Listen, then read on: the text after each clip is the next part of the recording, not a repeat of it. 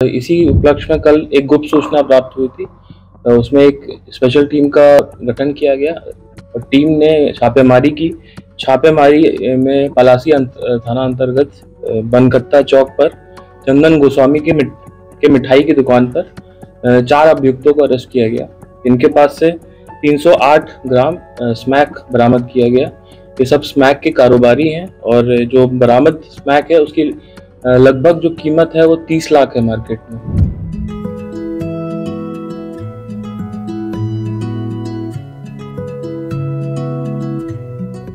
আসবেন তো শুভ মুহূর্তে।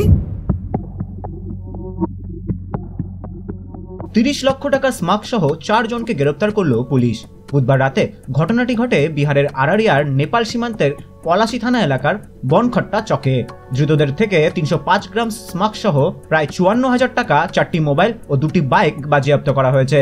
বৃহস্পতিবার পুলিশ সুপার অমিত রঞ্জন জানান, গতকাল রাতে খবর পেয়ে পুলিশ ওই এলাকায় একটি চায়ের দোকানে হানা দেয়। সেখানে স্মাক, নগদ ও অন্যান্য সামগ্রী সহ 4 জনকে গ্রেপ্তার করা হয়। এদিন আরারিয়া আদালতের নির্দেশে ধৃতদের 14 দিনের বিচার বিভাগীয় হেফাজতে পাঠানো হয়েছে। পুলিশ সুপার জানান, জেলার নেপাল সীমান্তে আন্তর্জাতিক মাদকদ্রব্য পাচারকারী চক্র সক্রিয়, সেই জন্য লাগাতার পাচারকারীদের বিরুদ্ধে অভিযান চলছে। কিষানগঞ্জ থেকে শক্তিপ্রসাদ জোয়ারদারের রিপোর্ট, উত্তরবঙ্গ সংবাদ।